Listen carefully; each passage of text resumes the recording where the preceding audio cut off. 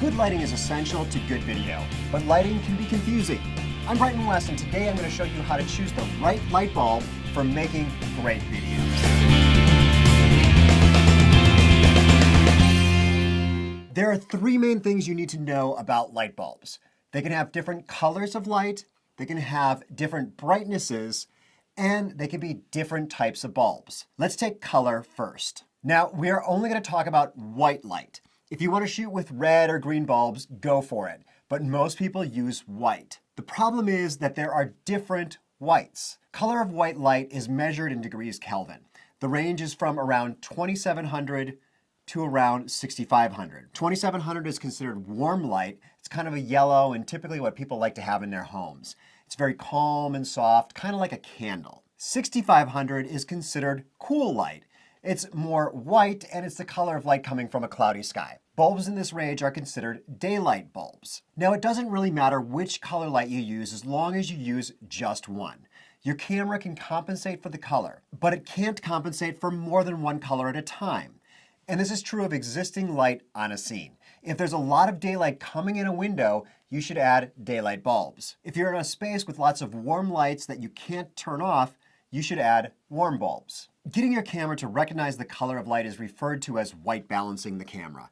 Your webcam will do this automatically. If you have a fancy DSLR, you can set it manually to degrees Kelvin or point your camera at something white and set the white balance. So, color is measured in degrees Kelvin and ranges from 2700 warm to 6500 cool or daylight. Next, I want to talk about the types of bulbs.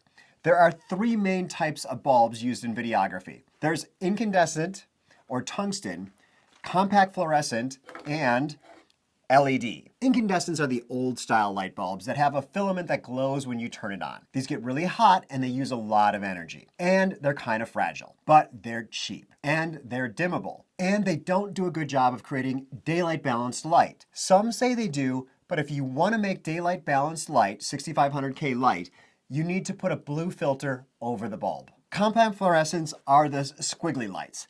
They have a gas that glows when you turn them on. They don't get nearly as hot as incandescents, and they use about 80% less energy than an incandescent to create the same amount of light. These often have a comparison on the box that says what the wattage of incandescent bulb is equivalent. These come in many different colors from 2700 to 6000.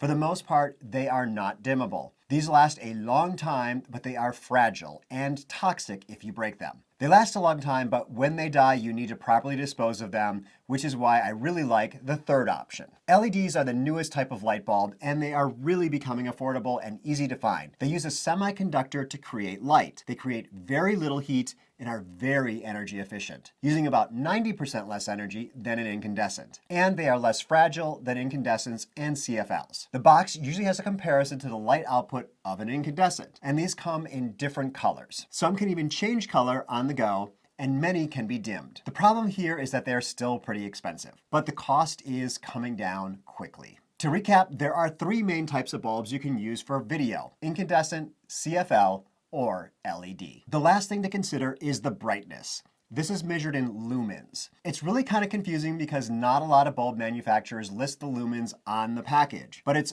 roughly proportional to the watts, at least given a specific type of bulb. Most people are familiar with incandescent bulbs and the amount of light they produce.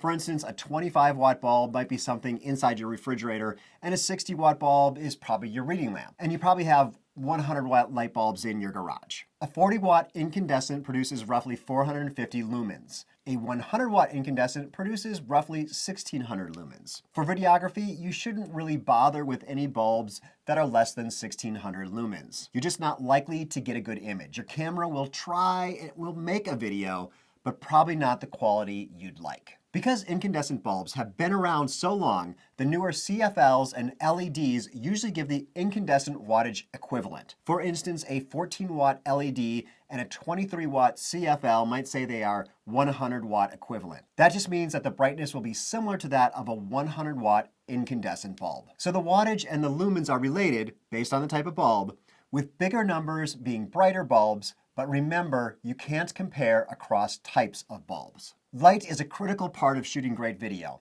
On a perfect day, I just set my camera up near a window and get indirect sunlight. But that's not always possible, so you need to add lights. And when you add lights, you need to pay attention to the color of the light, warm or cool, the type of bulb, incandescent, CFL, or LED, and the amount of light, measured in lumens or incandescent equivalents. Still with me? Have any questions? Add those to the comments down below. And if you're in the market for some lights, I've posted my favorites from my Amazon store down in the description. And any purchase that you make there helps me support my video making habit. Thanks much.